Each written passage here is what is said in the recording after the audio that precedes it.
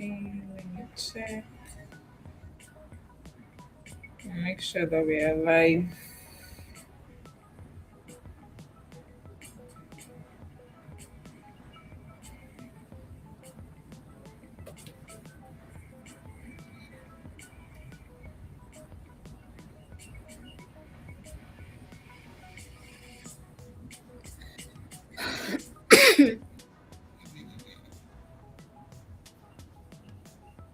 Let's see, check out it.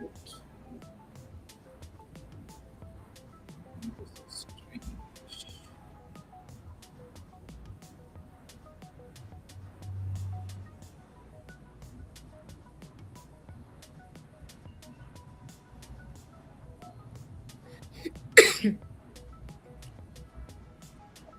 Okay, so we're live on YouTube.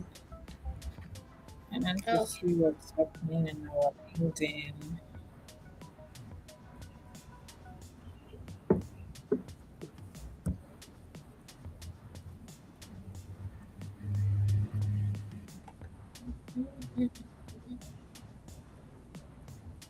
Stream is starting. Hopefully, this doesn't just stream on YouTube. I want to make sure that it's live on LinkedIn. Okay, we're live on LinkedIn. So, hello, everyone. Welcome to today's session. We are live with the bubbly Fanto, and I usually start off the session, by just sharing what we're doing here. Let me stop that background music. Okay, so this is the builders conference. What we do this session is weekly. We catch up with people that we see that are building amazing stuff or like doing amazing things both in their career or in their businesses. Our goal is really to share people's journeys, people's perspective, so that you can learn one or two things from it as you are up in your journey. Our theme for the year is how do ordinary people become leaders who change the world? How do, as ordinary as they are, going about their daily lives, encompassed about by like serious issues. For example, if you're in Lagos, like the traffic, like the hot weather, how do mm, you navigate all these things and change your world? And your world here meaning it could be things around you, your community, people around you, anywhere around you. How do you change the world? How do you change the society? How do you live um, around you? How do you live the community around you a much better place as you live? Right. So today we are with Fanto.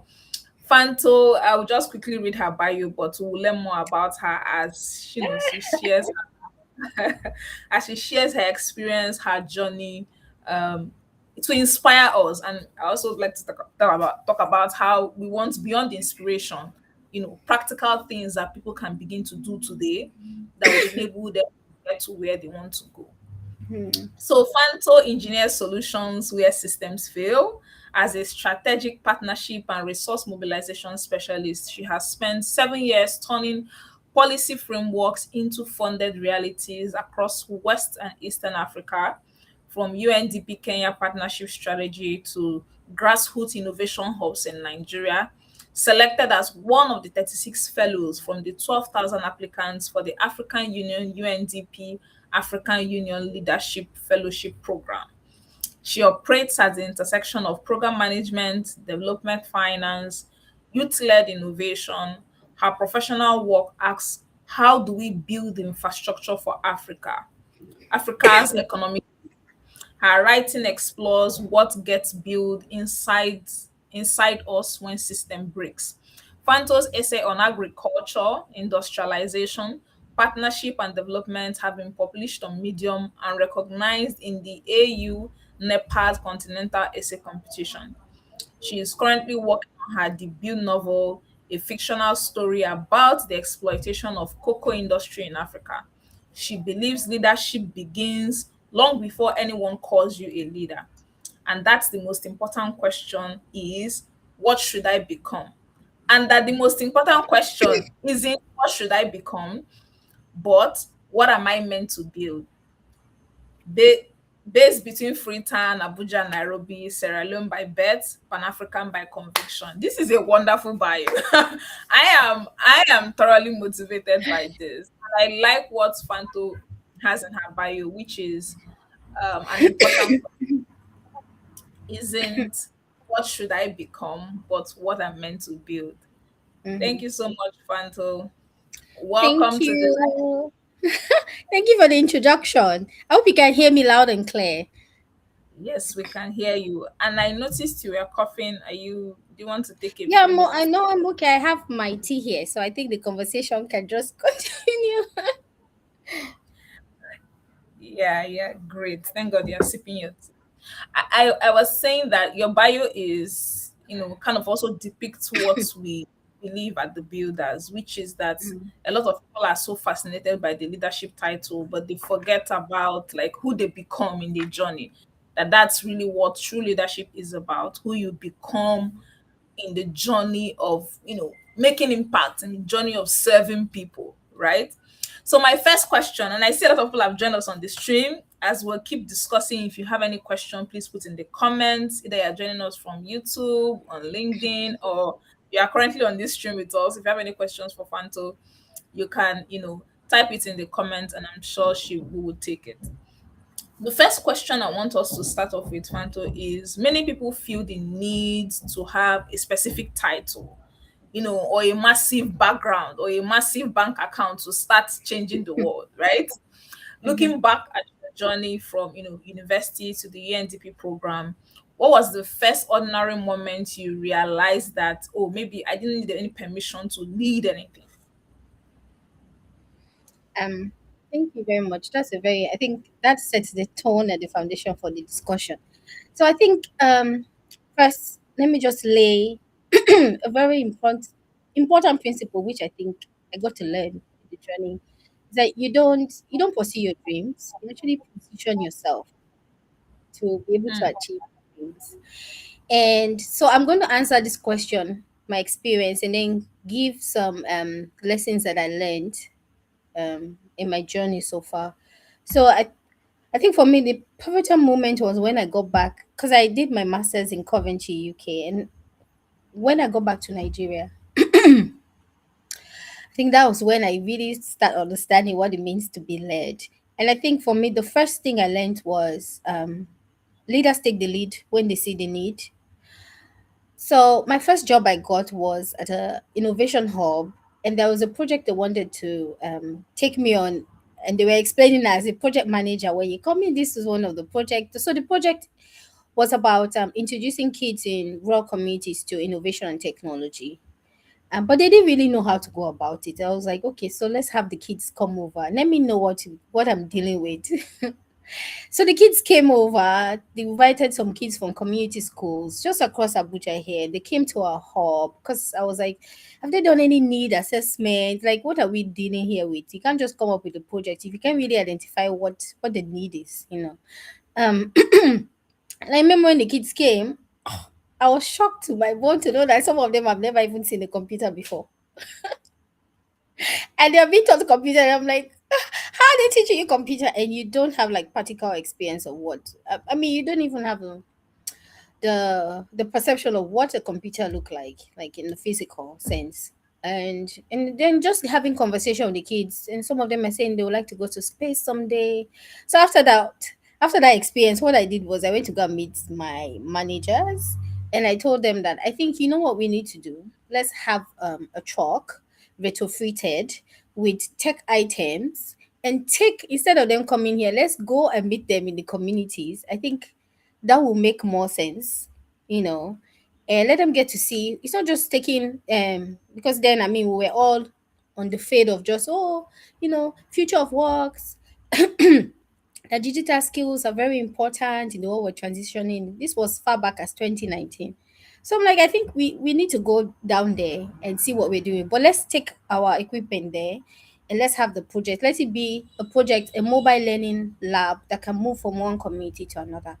And interestingly, they did agree with my idea. So I think for me that was the first lesson. Like Leaders really just take the lead when they see the need. It's not about, I didn't say, okay, I'm not in a position to make decisions here. Let me just sit back and watch. I was going to lead the project fine, but I was not like the top. I was still working under the programs manager, and we still had an ED then that I was still working under. But and they agreed, and we did the project. Let me tell you, this was one of the best projects I've ever worked on. When we started the project, we just had about maybe 50 kids. We think by the time I left the project, we had reached over 2,000 kids, and we had spread across 5 different communities. We even went as far as Borno, which you know, was so enlightening. For those who are watching who don't know, Borno is in another state in Nigeria. And then, interestingly, we were able to get Google grants from Google, Oracle, and I was able to also get IBM and Microsoft to this project, the four tech giants in this project, to partner with them. So, can you say, I'll just imagine if I didn't take the initiative of trying to innovate, let's be a bit innovative with the project and get it from that stage to another. I'm just imagining what it would have been like. So for me, this is what I've learned. Like I said, you position yourself for your dreams. And before then, I'd always wanted to work in the UN before I started that job. I remember I came back, I applied so many times for roles at the UN, and I got rejected so many times. And I started researching, what skills do I need? What do I need to be able to get to that point where I can work in the UN? So you position yourself. I knew I needed to build my capacity, I needed to build skills. But more than that, what I want to say is, for people who, if you look around you and you observe, for me, I'm a Christian, so I go back to these basic beliefs. These are the principles I think I go by. Instead of saying, oh, I have a goal somewhere, let me find my purpose, I need to lead in this particular way. I think the first is, whatever your hand find it to do it well. When I started doing this project, I don't sit on motorcycle. I had to start sitting on motorcycle to go to some of these communities for the first time. Yes, I had to do it. I had to do the project so well that we were able to attract Google. We're able to, you know what it means to attract Google, to attract Oracle. In fact, even nationwide, the project, people heard what we're doing. I remember one day somebody called me and said, I just saw your documentary. They saw your documentary on AIT. I'm like, me? What do I do on AIT? They're like, well, they're covering something on innovation, and your story came out that you're training kids in IDP camps, in communities, how to get digital skills. And this, so you see, whatever your hand find it to do, if you're looking for that role to lead, do it well. And the other thing the Bible talks about, faithfulness in little things, it brings more. So if you're faithful in the little, you're not waiting for when you get, oh, when I get a leadership role. You're faithful in the little, and then it will bring more opportunities. And the third thing is, if you're faithful with somebody else's own at another man's work, you will also get the opportunity to what? To get your own. So I think this were some of the key things I learned. And so leadership, this that was the pivotal moment for me. Let me just say it. Working in that innovation hub, that was it. It just taught me, like, look, we are sitting down waiting. You don't need to wait. Leadership is about positioning. Leaders take the lead when they see the need. They don't wait. Yes. Hope I was able Thank to do justice to that. Yeah, yes. Thank you so much, Fanto. And I think that you shared important things, which is a lot of people are just sitting on their hands and just like waiting. If somebody, there's this thing in Nigeria, if I become the president, I will do this. But you are the president of your group, of your students' group. You're not doing anything. Why do you think that suddenly when you become that position, you'll be able to do something, right? And I think that one key thing we're taking away from your session is leaders take the lead when they see the need. I think that is a Yeah.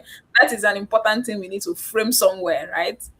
Taking the lead whenever there is the need, whenever there is the occasion around you, taking up initiative. And I also talked about taking up initiative, not waiting for someone to tell you what to do, just Do sharing your idea. yes. Yeah. And speaking up is so important, because I think sometimes you get intimidated to think, okay, if I have the opportunity where I can present, well, I know something is wrong and I need to correct it, and I need the partnership, I need the people to come together so we can correct such wrong and make it right. I think sometimes again that timidity is there, or no, that non-assurance of myself. So I think all that really wraps around that, that level of taking ownership and leadership in so many situations and circumstances around us. Yeah, thank you so much. And you know that I was immediately you said this, I was going to ask you a question. Considering our culture and like where we come from, most times speaking up is seen as is kind of a double-edged sword, right? So how do people balance that out? Sometimes when you speak up, we are seen as being too brutish. You're putting yourself out there. Why are you? And then sometimes when you don't speak up, yeah, you know that things are going wrong and there's nothing you can do about it. But then if you speak up, you're going to probably have a target on your back and people are going to say you are too arrogant, you're too there are a lot of adjectives, right? Used to qualify you. How do people balance out, Yeah.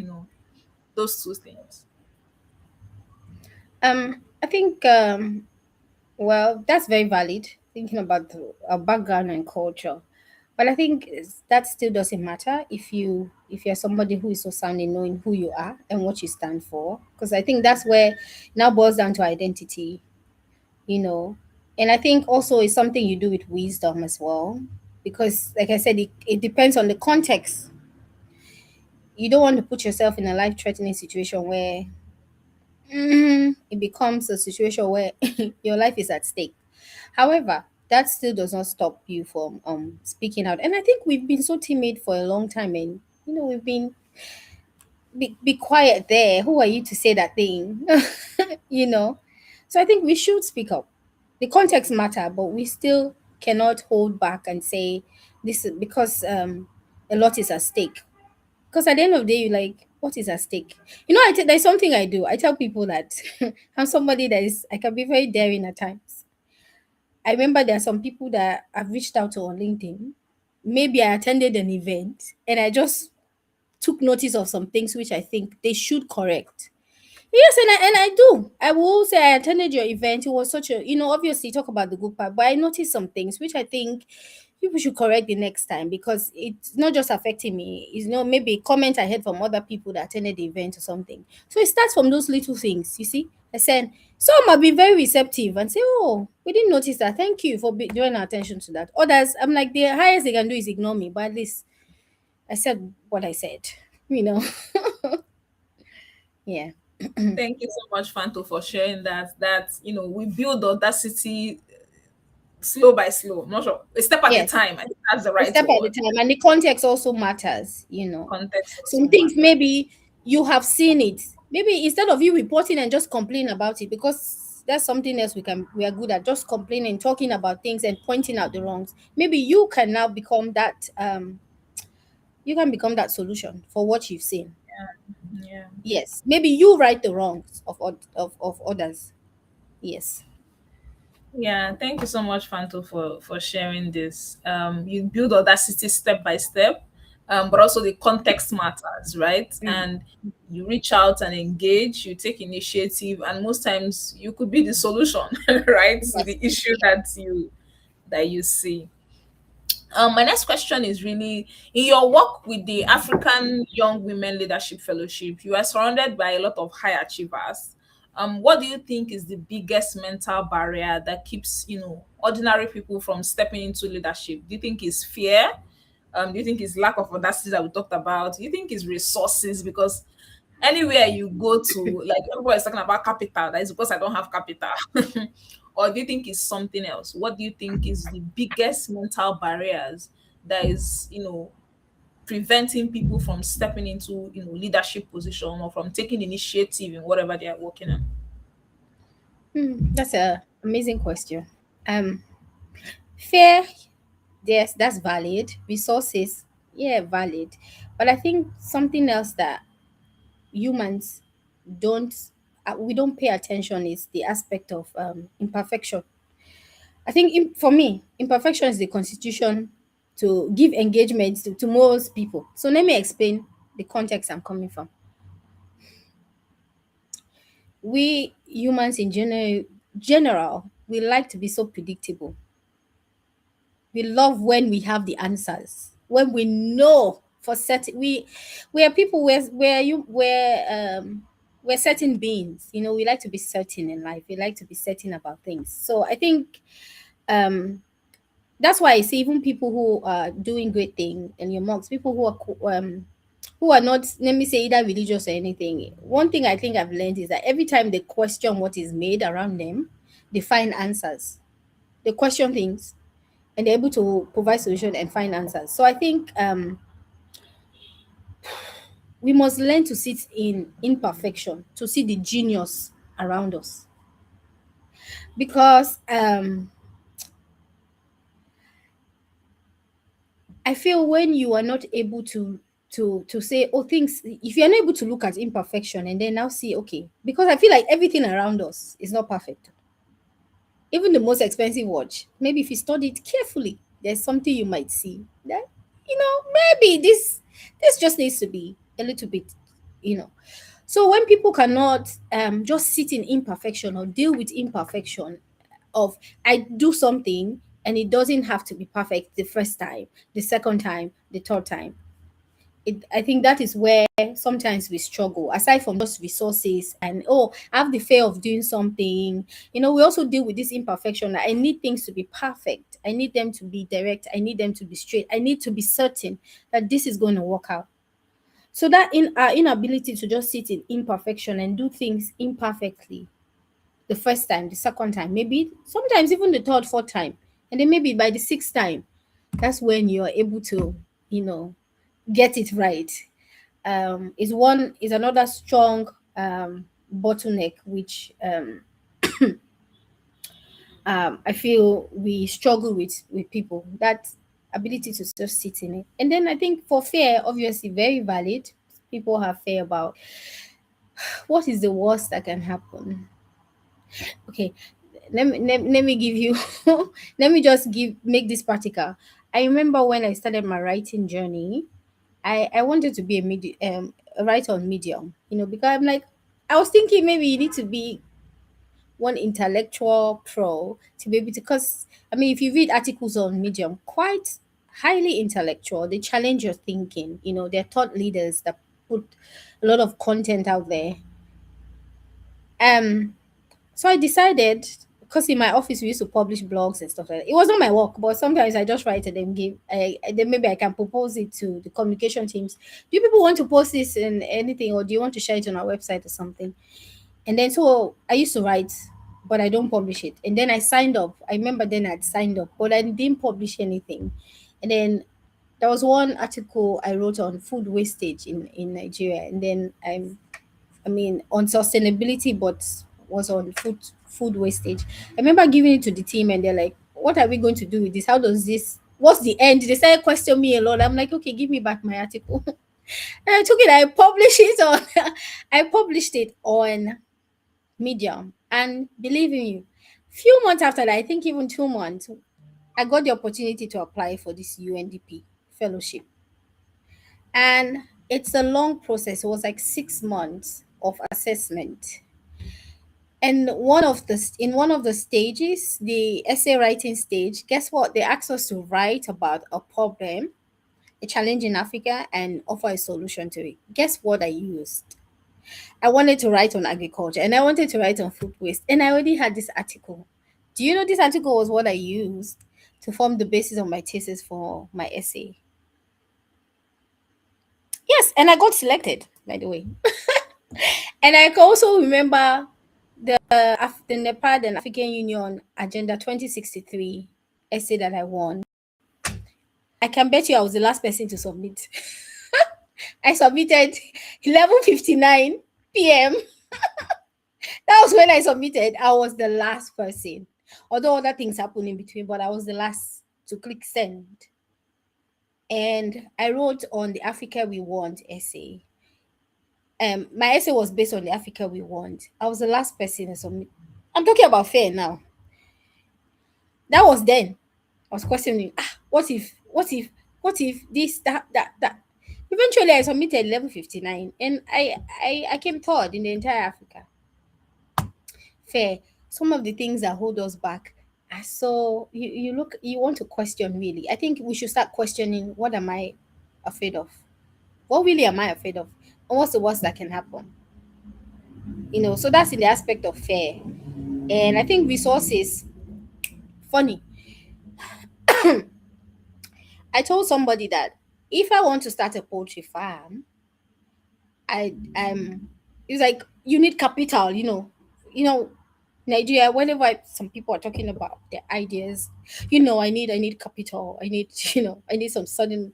I've done my feasibility. I've done my business plan. My feasibility study says I need so amount. I'm like, that's not how I approach it, right? And it's not to. I'm not saying their concern is not valid. Yes, obviously you need money, but I don't think that's a challenge. I told somebody what I would do is I will walk up to a poultry farm and ask the owner, look, can I have 10 crates of eggs? Can I go and help you sell these 10 crates of eggs? What am I trying to do? I'm not just testing my idea, but I'm trying to raise funds as well. I'll bargain. This is how much I'll send it for. If I can send this egg, can I have this certain amount of this?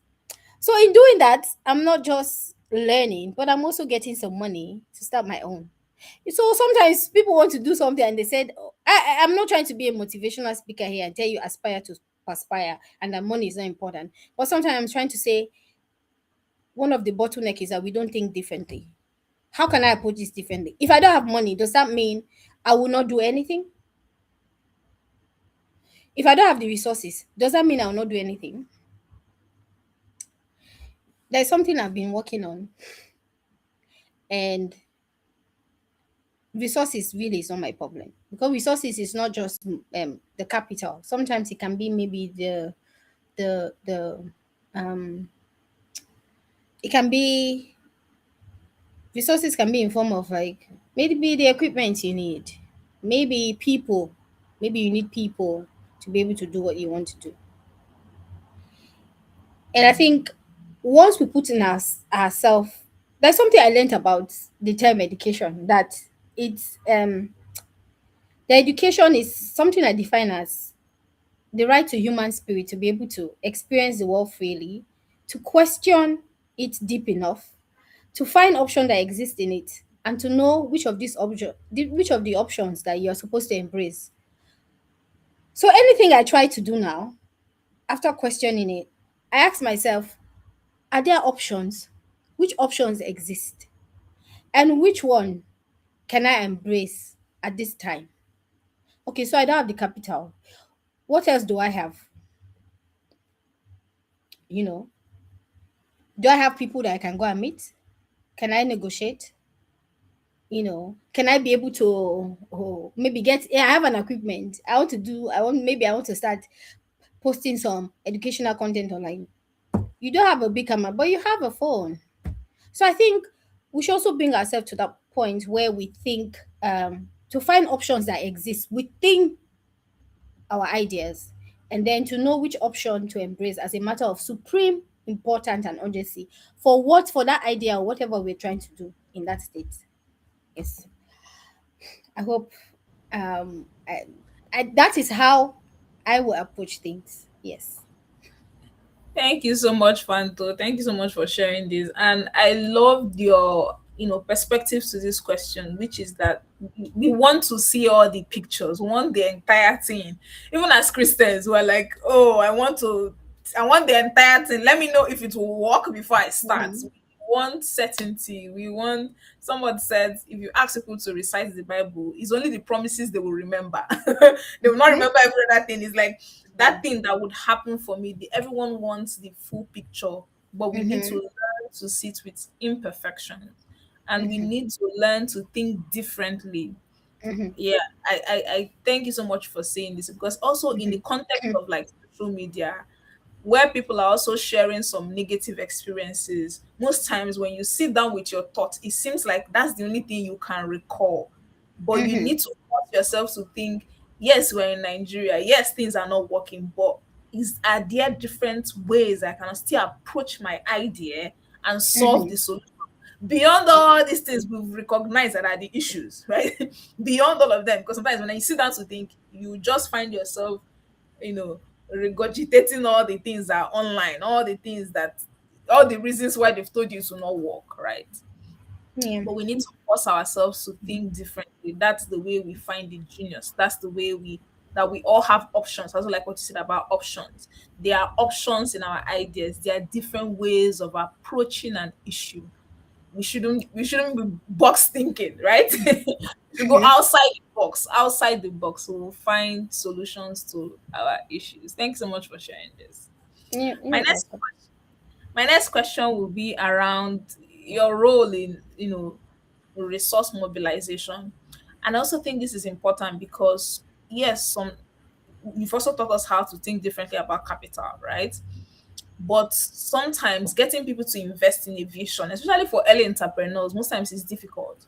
For someone who is currently at home watching us and wants to start something, wants to start a project, wants to start a business, how do they convince others to join, especially when it's just them, right? How do you convince people to buy into an idea, whether it's a personal project you're working on, whether it's a business idea, whether it's something that you're doing for the community? Most times convincing people to, part away with their money is a big issue. How do you think that people can, approach this? Hmm.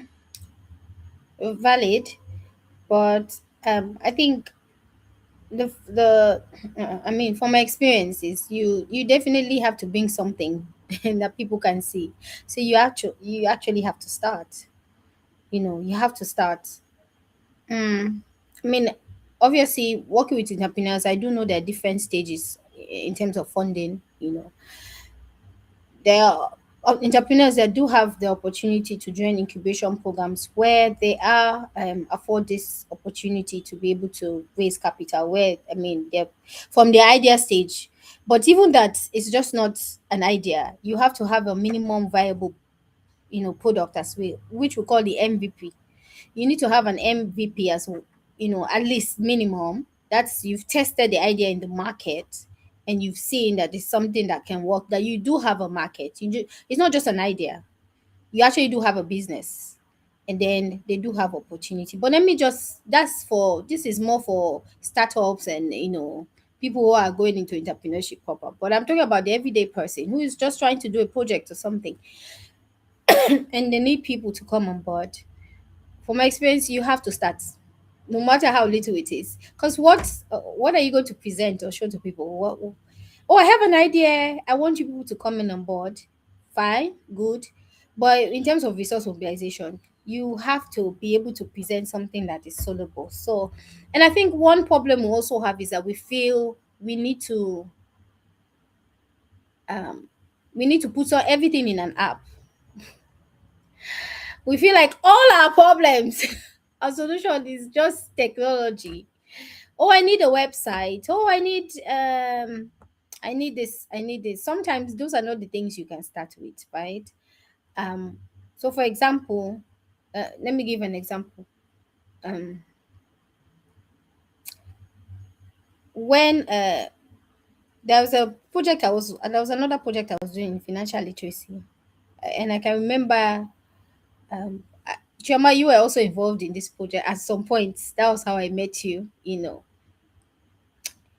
and we were looking for, obviously how to, you know, go this project. But let me just explain. Let me say, for example, you're in your community and you are looking for how to, we talk about, let me say, financial literacy. You're looking for how to maybe teach women around you how to be financial literate. Simple as that. It's a simple project. And then you see that, say, okay, I want to train 10 women. But I start with 10. Or maybe my target is actually 1,000. But my capacity, maybe I can start with 10. What can you do? You have to start. It starts with you. Maybe there are some, you have to ask yourself, do I have the capacity to do this thing I want to do? Maybe you want to go and look at, do you have the skills, what it will take? Okay, if you have the skills, who are the people you need to work with? You have to go identify the people in the community and everything. But the most important thing is if you can even start with 10 or even maybe two women, that okay, I have trained two women, this is my capacity. And then storytelling, that's my other point. You need to be able to, I think sometimes when we talk about storytelling, people think it's just packaging a story about how you went to a community and you've impacted how many women and then showing it. Because another word I think that we use so much is empowerment, but that's not the case. I'm talking here about communication. Being able to communicate means you know your audience, you know who you're meeting, you know what their interest is, and you know what you want from them, and you know how you are going to communicate and tell that story of what you have done. For let me give you for instance, if I tell you, oh, um, my name is Fanto. For example, I'm introducing myself. I want you to even listen to me about what I'm doing. My name is Fanto Fode. I am a project manager. I have been in project management for the past 7 years. Yeah, yeah. Okay, sounds fine. But if I meet you, I say, hi, Choma. Hi, how are you? And I tell you, and you ask me, what do you do? I'm like, oh, when people have project and they need to know how to deliver within the right frame time, with the available resources they have. I'm that go-to person. I am the person they meet when they need that solution to be solved. So already I'm a project manager, right? So people need to know how to tell their stories of what they're doing. And to be able to do that, you also have to document. Because I think a lot of other things that people do, they don't document. Just like you take picture. It's not about taking picture. You are clearly able to tell somebody from the beginning, this is what I did, to the end, this is what I did. From here, this is how I move from A to B to C to D. So you're able to document very well. Oh, I spent so amount. You have evidence. Oh, I trained so women. What is the curriculum? Were you able to measure? Did you do a baseline study? Did you do, an endline study after the training? So you need to all your to document. You need to be documented to be able to show, because when you're going to meet funders, even in the entrepreneurship space, they're asking you, they're going to ask you, how much profit, what's your profit so far? They're going to want to know how much profit you've made so far before coming to ask for money. So you see, if you're not able to document your entire process of what you've done, even if it's just one life you've been able to impact, even if you have not even fully gone into the project, but so far this is what I have done. It compels, it shows that you're somebody that takes action and they know what they're dealing with. Because even storytelling sometimes, like business, I say it's a game of numbers. So you need to know your numbers. You need to know the story.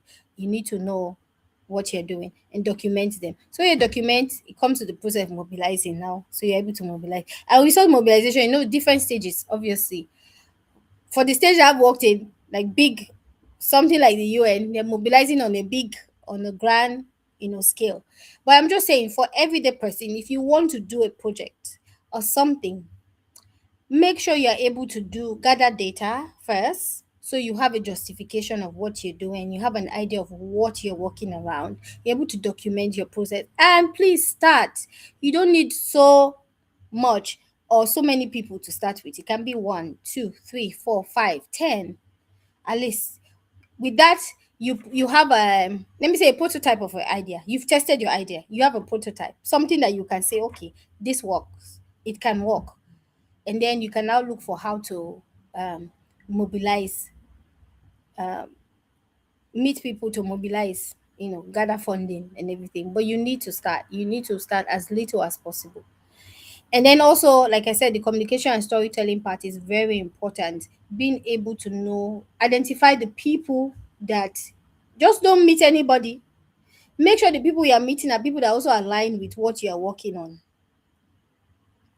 Because you can't go and meet Google to come and fund health, something in health. No. Maybe Bill Gates Foundation, Bill and Melinda Gates Foundation can do that. Google, you can meet them, something like digital HP, things like digital transformation, digital literacy. So you also need to know who you want to go and mobilize to. You need to understand what their interest is, because that's how, if your interests align, it's easier to work with you. You can't go and meet people that your interests are just far apart. Yes. So for resource mobilization, those are the key things that are very important. Thank you so much, Fanto. I think you've given us a mini masterclass on raising capital. um, which you started off with by saying you need to start no matter how little. And we've talked about how start imperfectly, start it not being right, start it being not aesthetically pleasing. Just start.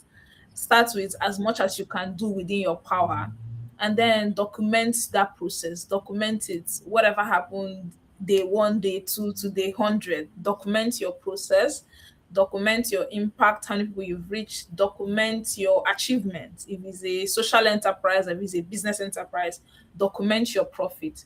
Then you've also talked about storytelling, that we must learn to tell our stories in a way that would appeal to the audience. And you closed off by saying we must find partners that align.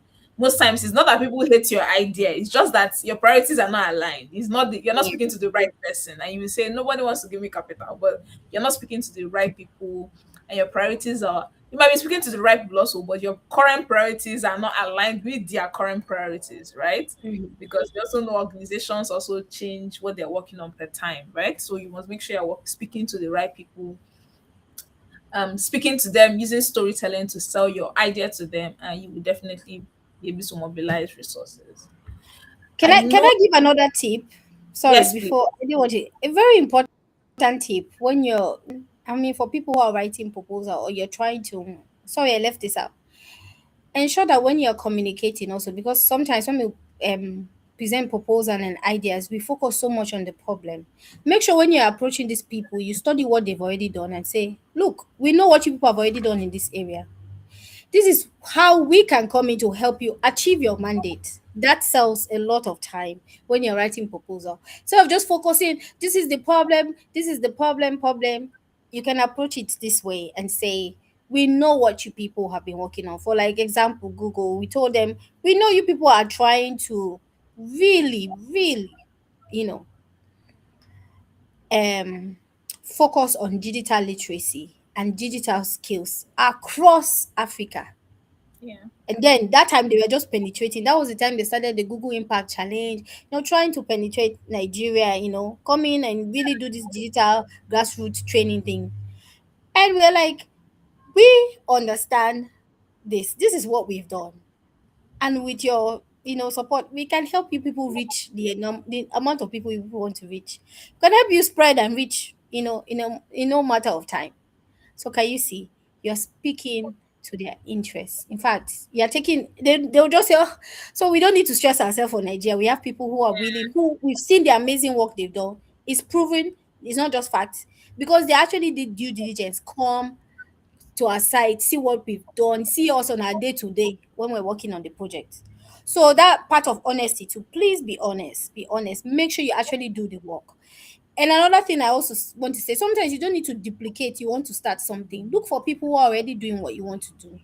And then Mm-hmm. partner with them. Maybe see if there is a gap within what they're already doing or doing that same thing you're doing. Look for the gap and maybe you address that gap and come in as a partner. Because sometimes we try to do multiply. There are so many projects going on, multiplying, doing the same thing. It's so common here in Nigeria. Oh, I want to start an NGO. Oh, I have this idea. I have this idea. Don't work in isolation. Look for people around you who are already doing, who already maybe sometimes they have the resources, even. You Yeah. just come in there to be like, okay, what have you people done? What is the gap? Look for those gaps. And then sometimes it's easier when you're addressing a gap like that for you to actually get the resources that you need. Thank you so much, Fanto. You've touched on important things, which is that, you know how they say there's no monopoly of idea. That you are thinking of doing something doesn't mean nobody has done it. People are doing some things. Yes, there are a lot of problems in Africa, a lot of things that we need to solve for. But most times when people they say there's a class I'm kind of mentoring, and when people talk about policies, they talk about it as if there's nothing existing. You are talking about the problem like nobody has ever thought. You are the first person to think about this problem, and therefore you can solve it. But we neglect, documenting what has already been done. And then you also talked about how to communicate with funders. You align it with their priorities. You acknowledge that they have done something in this field, and this is now where you extend their reach. This is where you help them achieve more.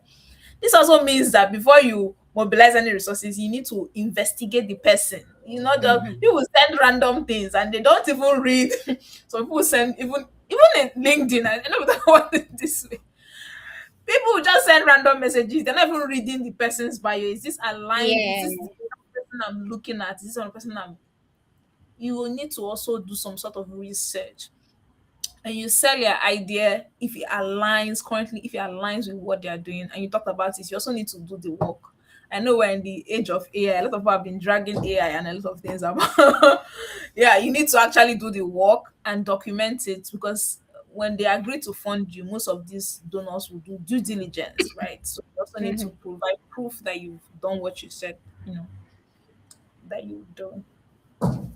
The next question is really, so if anyone has a question, please put it in the chat so that Phanto will also be able to take it. And I know that we are quickly running out of time, but she'll be able to, touch on it a few minutes before the live ends. You're passionate about food security and agriculture, and I think, and the Mm. great leadership metaphor is, how do you convince people that small things, right? Small, like in agri, like better seeds, if you improve the seed, a simple irrigation tool, they are actually the keys to changing the world food system, for example, right? So I know we're talking about agri here, but you can also apply across different systems. How do you convince people that small changes, slight changes in innovation, slight changes in the way of thinking, and I know you shared one with us today, can change an entire system, can change an entire industry? If you even bring it down to Nigeria, if you sit down with an average person on the road, they will tell you all the 100 million things that is wrong with the country, right? How Mhm. do you convince people like this is that we need to only change one small tiny thing, and everything, and it will have a ripple effect on the entire system? Mm. I know this is on food, agriculture, food, but I think I think we've been seduced by shiny things in technology. I can remember I was asking somebody, you see a post or a conference, an international conference, where they'll say things like, "Oh, AI is revolutionizing Africa." How? They'll show you a drone flying over a farm. So yeah, I just have to make this comment, and I'm not downplaying their efforts, by the way. We've been seduced by this shiny thing. You see a drone flying over a farm, and sometimes I'm like, how has AI revolutionized Africa? So I think we love the app. We love the drone, the AI solutions that have made headlines, which is good. I'm happy that we have that. But it's a lot of people don't know that most of the world's food system or the world food is grown by smallholder farmers, especially here in Africa. Yes, so and they don't need this Silicon Valley.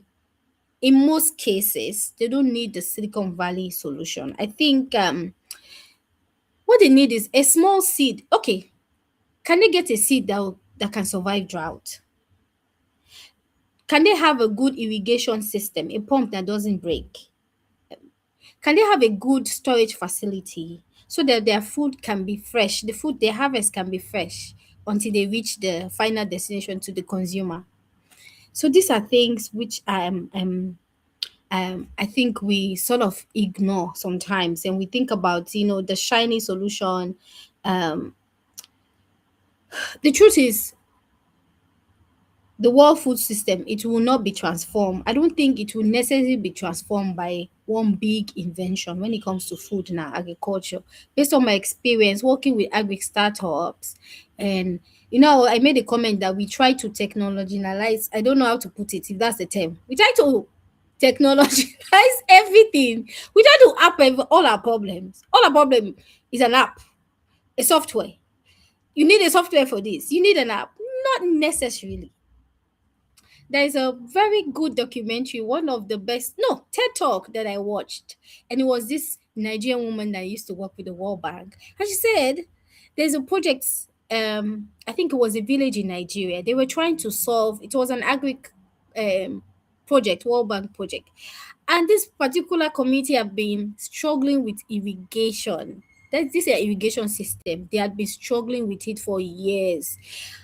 World Bank experts, the World Bank will come. You know what? We need this type of technology. We need this type of irrigation system. I said they've been trying over and over and over and over and over. It wasn't just working. And she said one day she was surprised to see in another community there was something a farmer did that had to do with bottles. I think he planted bottles. In made I don't know the what she was describing, but I know he did something with plastic bottles, gathered them, and did something in the farm, and that was the solution. Oh. For this irrigation problem, they've been trying to technologize and bring a lot of experts from from the World Bank. And she said she was so shocked to her bone marrow. And it reminded her of, even when we teach kids, we feel like everything has to be westernized. We tell them A is for apple, B is for ball, instead of using our own um, languages to even teach our kids. So I think it's the same thing. We live, yes, I'm very aware of the 24th century and the fact that I cannot deny that we live in a very advanced age. This is the age of technology. This is AI is here to stay. However, I don't think all of our problems, especially even when it comes to food, can just be put in an app and it solves the solution. I said that a lot of our food system, a lot of people don't know that the food that you eat are grown by smallhold farmers. A lot of it, not even commercial farms. So I think I don't necessarily think the world food system will be transformed by one big invention.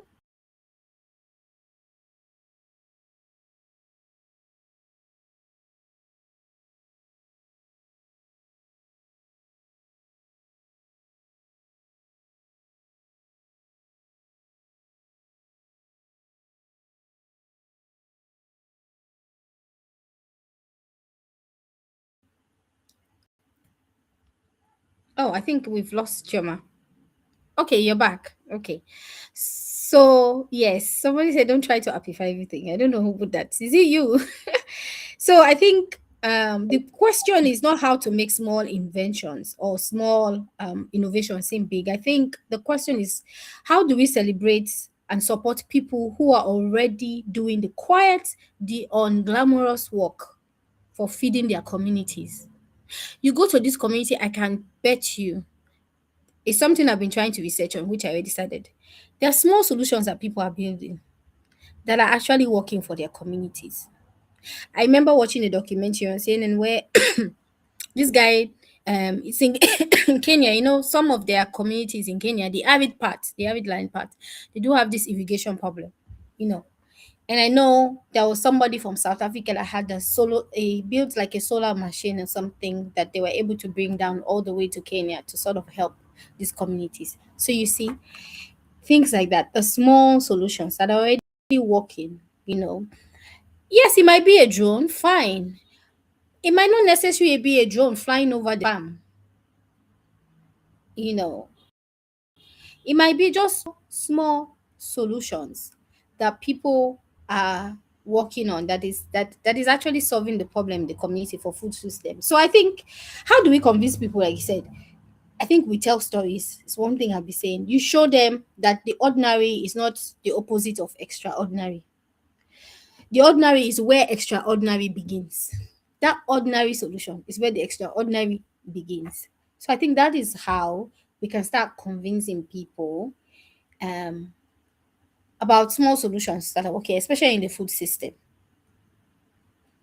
Yes, I hope I did justice to that question. I think you did justice to it. And I think also Vusi talks about this, how we have, yes, we agree that the role of technology is critical in 21st century, but we have amplified literally everything, that we are building solutions that are based on technology, forgetting that there are a lot of people that don't have access to even mobile phones. Phones. So there are Exactly. lots of places that don't have access to reliable network. So there's the device, there are like different levels of like smartphone penetration.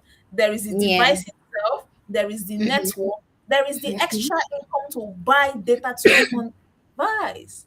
There Yes. are a lot of people that don't have that level of access, but we have Mhm. everything. Yes. Our connection, our clothes, our food, everything. We're trying to build apps. Like less of the apps and more of like real. Real solutions that are actually solving the problems, and they're solving the problems at not just large scale but slowly from that small scale smallholder farmer. He has a storage facility where he knows, okay, i can I can store my food there, because that's one of the in fact Nigeria has one of the biggest food wastage challenge in Africa. Yeah. Tons and tons and millions of food wasted. Like, okay, I can have a storage facility, or we have processing zones that are close to the farms. Processing zones. Processing zones is not necessarily an app. We need somebody can invest in processing zone where it's easy for the farmer that is growing tomato to just take it to the processing and process it and have your ketchup and have your tomato paste. Yeah. And obviously, we have the issue of insecurity in Nigeria. So you see, these are all things. Maybe instead of just building up, we can even start looking at the value chain itself of food system. What are the entire value chain? So what can we do in this aspect, in this aspect, in this aspect? So that's why I said I believe the extraordinary starts from the ordinary itself. Yeah, thank you so much. And that is one key thing we should actually also take away from this stream. A lot of people are looking for extraordinary ideas, right? And they are filled. Their bank is filled with good ideas, but because they Mhm. don't think it's extraordinary enough, they don't have the audacity. Sorry for that. Take a sip of Mm. your tea, please. Yeah. So, and they don't have the audacity to bring out some of these solutions into the world because, the like you said, the extraordinary is not the enemy of the ordinary. Everything starts from an ordinary solution.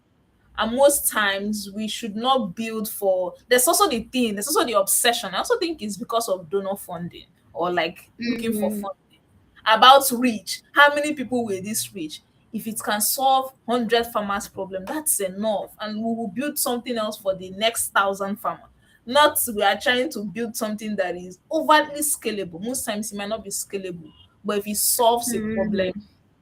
we should focus on that. Focus on it. Yeah. I mean, that's a very good point. I remember, I mean, there was something I failed to even mention, like when I started working in the UN, because I was sent to UNDP, the headquarters. I was sent to UNDP Kenya, and oh my god, I know when you find yourself in such, it's the UN, you might maybe feel a bit intimidated sometimes, but I didn't feel intimidated.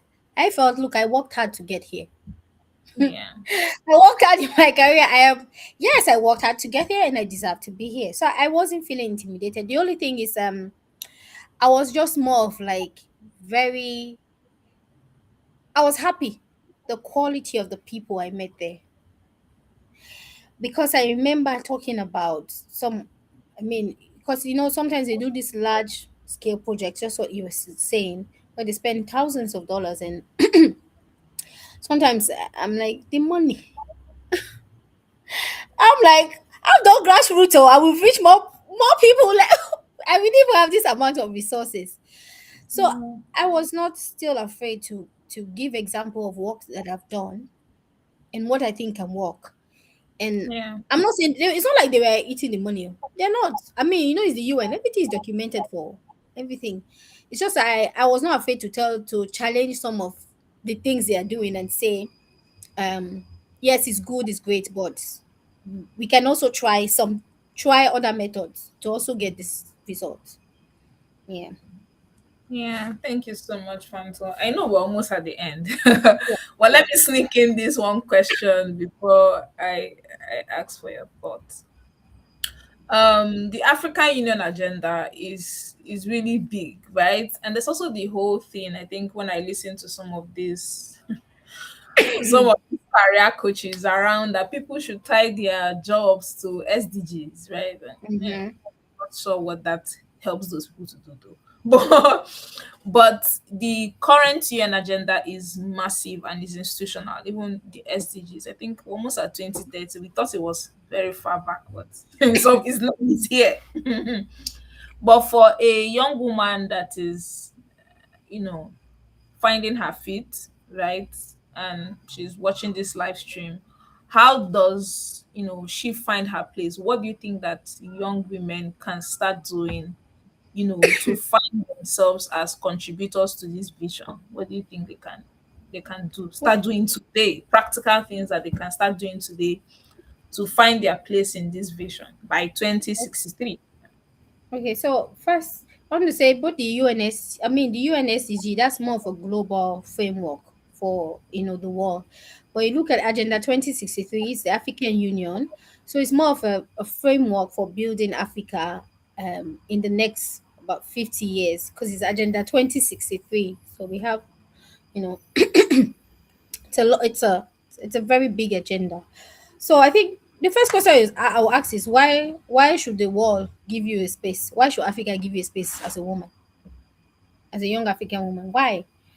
Um, because I think sometimes we have this sincerity factor that for impact and relevance. Oh, I am passionate. I am passionate about impact. I am passionate about empowerment. I am passionate about yeah, sincerity. I think it has its value. That's between you and God, being sincerity. But being sincere, but sincerity is not what's gonna because you have the passion. So there's some things I wrote down. I think the first question the first thing I'll put here is uh your environment, understanding how the world works. Yes. We have um you need to understand the environment, which is Africa, your own country, your own community where you're coming from, understanding your environment, and how you can function in that environment. I was saying, you've never seen the fish that is in the water complain about, the tilapia are suppressing us, they are oppressing us, the sharks are oppressing us. No, everybody's just functioning under that water and living there, like because they understand the environment, they understand how the shark works, they understand how this other works, they understand. So we really need to understand our environment. That's one thing I'll say. Understand your environment, how it functions. What are the policies that guide your environment? How has your environment evolved over time? What's the history? And then how are you as a person?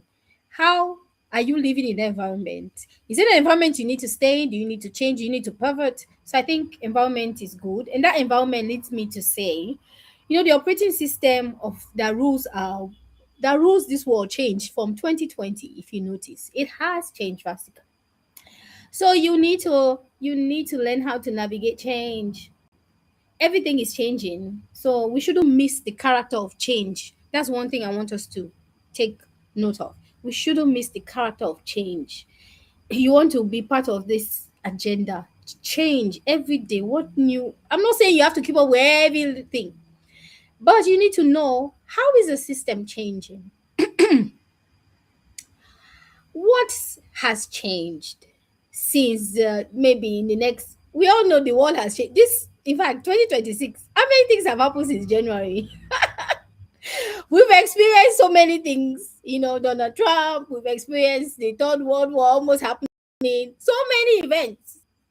Even in Nigeria here, since January, look at the amount of activities and events that has been influencing conversations, that have been influencing policies since the start of this year. So we need to take note of change. In fact, if you are not able to keep up with the character of change, you should not even bother of thinking how it can be part of a big agenda. So another thing we should take note of is change.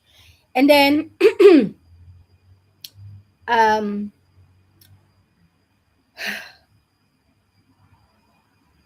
another thing I think I'll put is your capacity. Your capacity, yes. I really love the idea of dreaming. It's something I say. Taking that freedom to dream. You know, I feel like sometimes a lot of time greatness comes from dreaming. Not hard work. When you're able to plug yourself. Because when you dream big, you plug into a higher currency than your experience. Um, but why I say capacity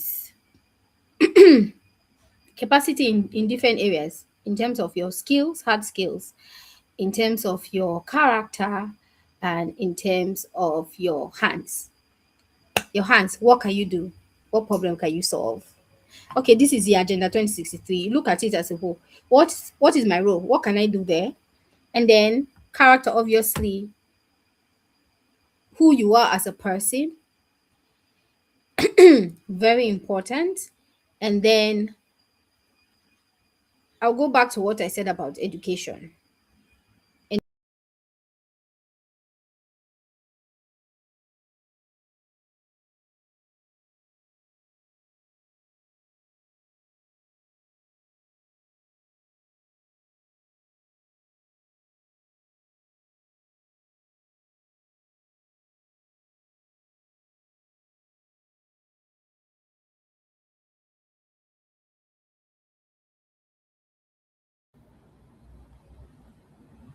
Okay, I think Fanto has dropped. We will wait for her to come back. Just to recap, Fanta has been sharing amazing good stuff. This is like an amazing, amazing session. And she's talked about some of the key things that we need to pay attention to, right? One of it is she was still talking about the character of change. But the first thing I loved that she talked about was find your place in the world. The world is changing significantly, and you have to figure out how the world works. Some people, oh, yes, thank I'm God. back. Oh, Yeah, sorry. but I think it was my it happens. network. We're in Yes. Nigeria, so Ahead. we are okay with it. Please go Yeah. ahead. So I was saying the capacity part about your hard skill, your soft skill, and then your character. And then I was talking about being educated. And in education, I defined it as it's the right of this your human spirit to be able to experience the world freely, to question it deep enough, to find the options that exist in it, and to know which of these options to embrace as a matter of supreme importance or urgency. So I feel you don't need to that question that you asked of how to be extraordinary. I think I'll have to change that a bit and say you don't need to be extraordinary. Hmm. You just need to know why should the world give you space? Why? So if you know why they should give you a space, you know you are coming there to contribute your own quota based on some of these things I think we should take note of. Your capacity, which I said, your education, that's like your view of the world, the options that exist, which one should I take? And then your environment. And then I said taking note of change, the change and what is happening around you. And I think I'll just leave to say this thing that you create value to create a higher resolution of what already exists. So that's how we create value. We create value to create a higher resolution of what already exists. I think for me, I think I'll end it there. If there's any other thing I want to add, maybe I'll add for the questions that people ask. So and then Yes. also I'll say in terms of change, don't be loyal to just what is working today. You know, Hmm. don't be loyal to what is working today because it might not work for you tomorrow. So always give yourself room to adapt, to adapt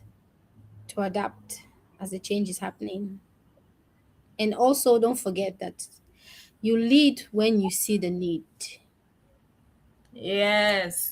Clock it. This is the part that the Gen Z says clock it. Oh, clock it. Okay. We clocked that. Oh my God. Thank you Yeah, so much. It's been yeah. such I'm an seeing a question here.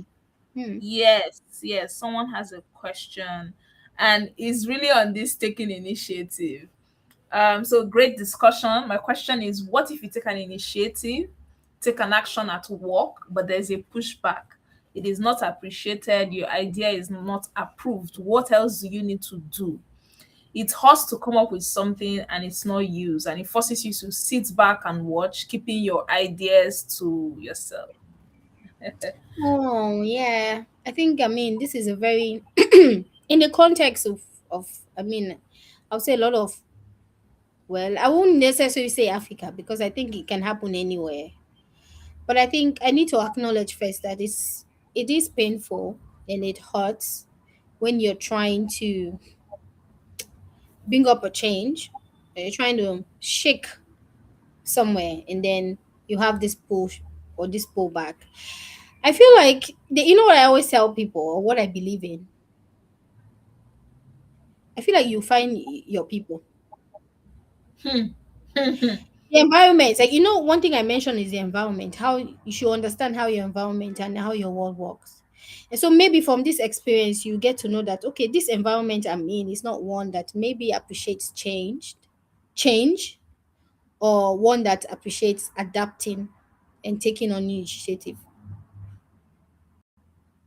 So I think it's a lesson to learn. First of all, after acknowledging your feelings, you also have to learn that okay, maybe the environment I find myself is not the environment that accepts change, or that appreciates adapt adapting or change. So what you want to do is again, because I don't know the context of what you're trying to do, is it something that affects your work? Is it something that needs to be done? And if it's not done, you don't see yourself maybe progressing. Because if that's the case, then it's a more complex issue where I can tell you to start maybe looking for how to looking for how to maybe pivot, I'll say. But however, if it's not necessary, if it's just on a general level, I would say hold it as of now. You keep that change and take it somewhere else where it will be appreciated, and yes. So I feel that there are other environments you find yourself that you first of all, that's why I say understand the environment, because not all environment is going to be able to accept and just um take you as it, or present whatever the situation is.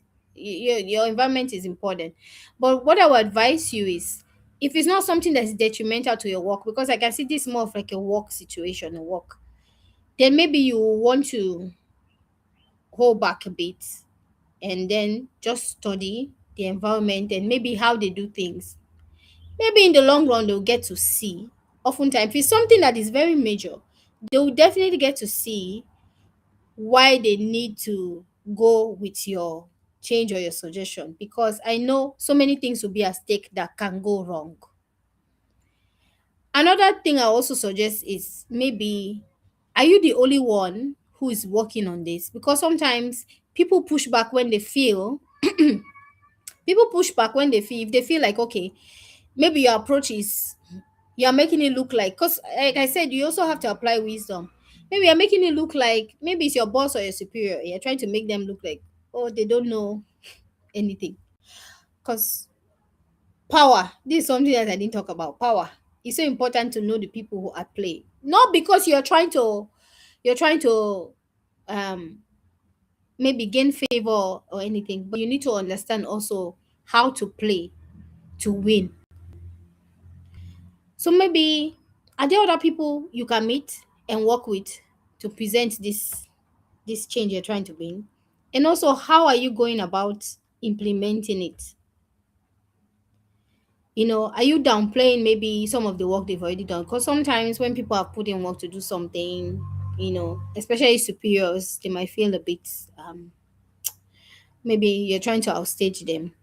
So the context again is, are there other people that you can lobby with and work with to be able to implement this change? Are there other superiors that you can also meet and try to explain and tell them what is at stake in a way that, because you also have to use wisdom. They say, never, usually say don't outshine the master. And it's in context, by the way. So maybe you want to look at, are there other staff, other people I can work with to be able to implement the change that we are looking for? Maybe if you go as a group, you go with other people. You present it in a way where it's like, okay, we're not saying people are entirely wrong. We're just saying maybe we should approach things this way. It will be better. If all that you've exhausted all those options, please hold your peace. Hold your peace and take your change somewhere else. Take it to where you'll be appreciated. Take it to where you have like-minded people. So it might just be that environment is not an environment that is open to your suggestion, or open to your change, or open to accepting, to adapting. So you might just want to, you know, save it. You save it, and that does not mean you entirely, no, you now say, okay, I will not be speaking up anymore. I will not want to because here I was rejected. No, please.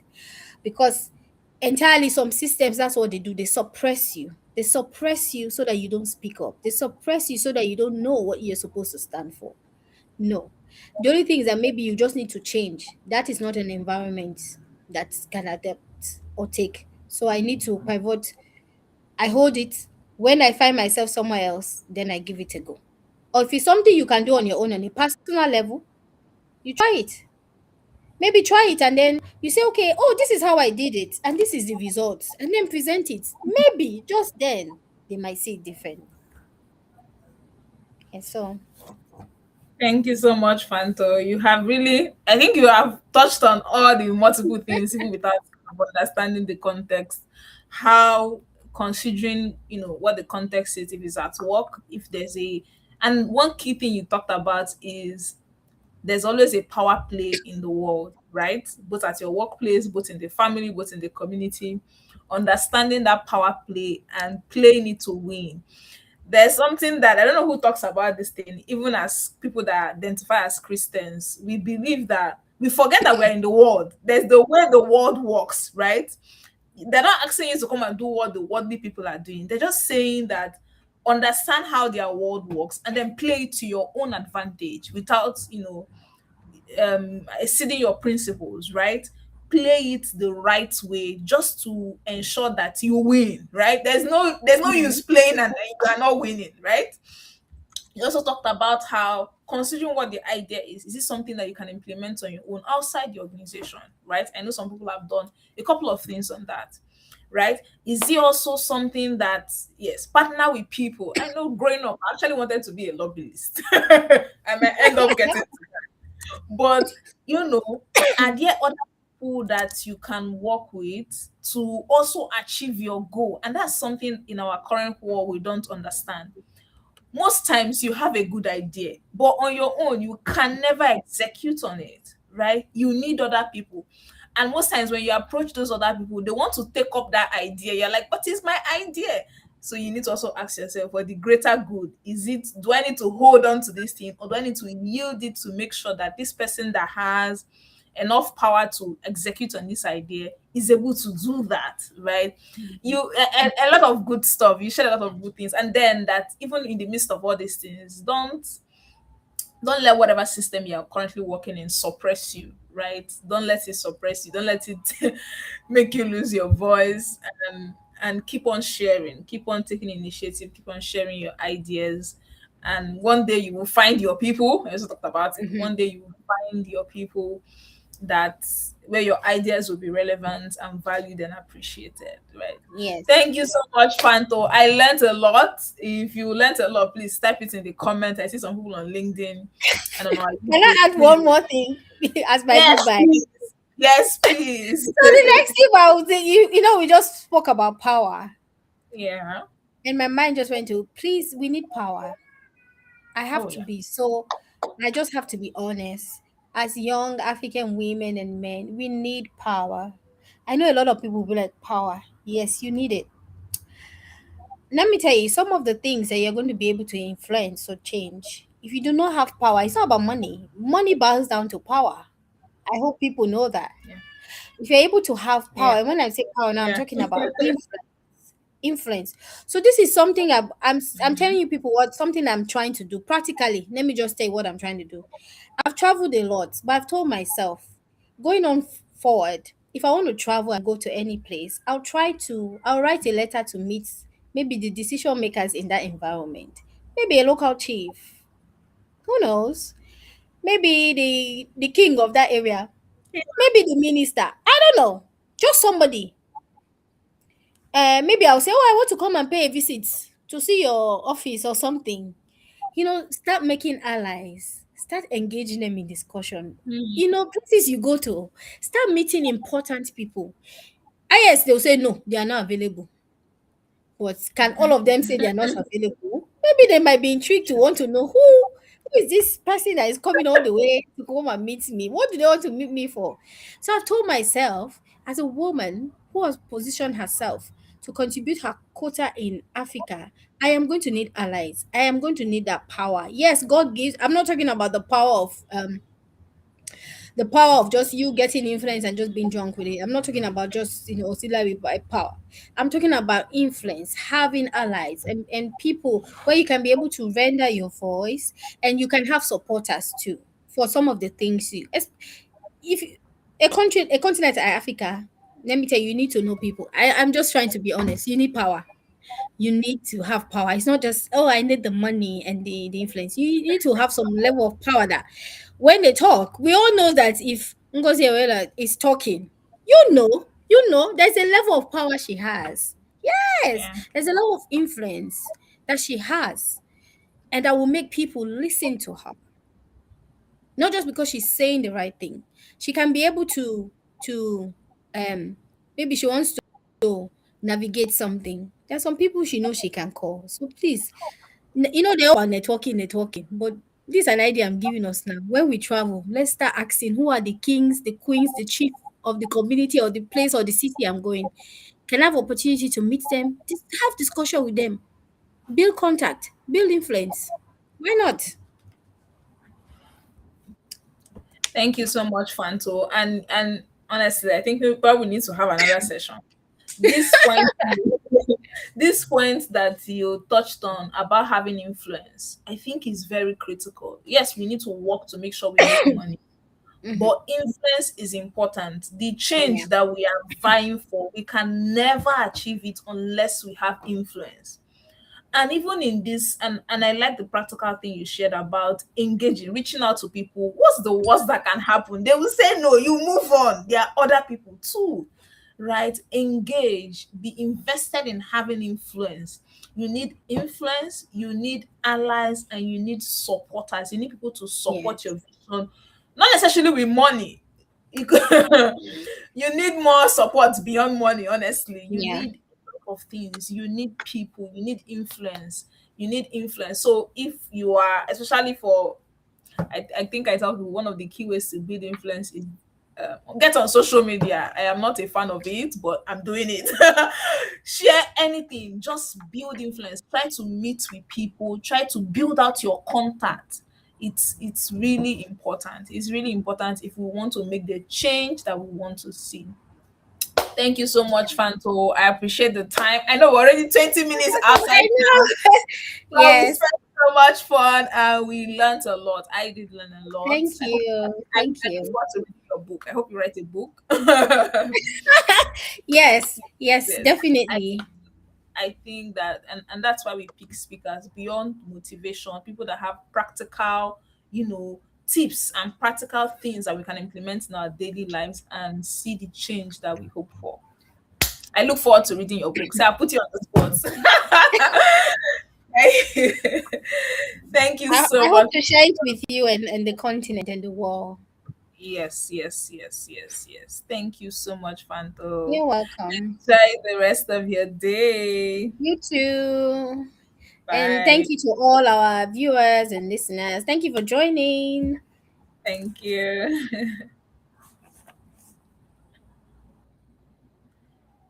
Oh, thank you so much, everyone, for joining this live session. It was so much fun, and hopefully, we get to have Fanto back again for another session.